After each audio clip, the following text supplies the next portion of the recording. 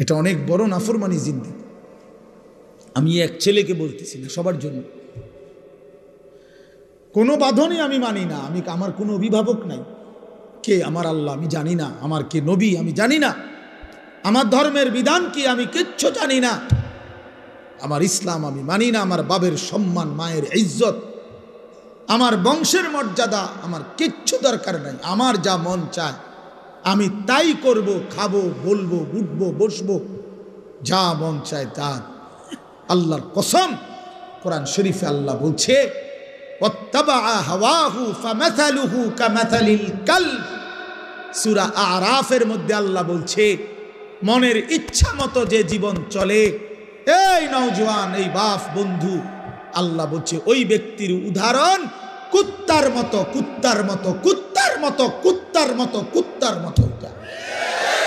এটা কুত্তা, ওইটা কুত্তা, ওইটা ওই জীবন কুত্তার জীবন, ওই জিন্দেগি কুত্তার জীবন। এজন্য মনে রাখিস নওজোয়ান, তোমাদের যাদের কপালে সেজদা নাই, তোর জিন্দেগি কুত্তার জিন্দেগি, কুত্তার জীবন। এটা মনে রাখিস।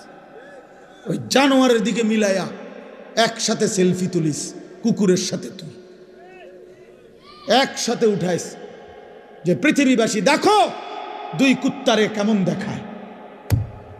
এক কুত্তার 4 ঠ্যাং, আরেক কুত্তার 2 ঠ্যাং।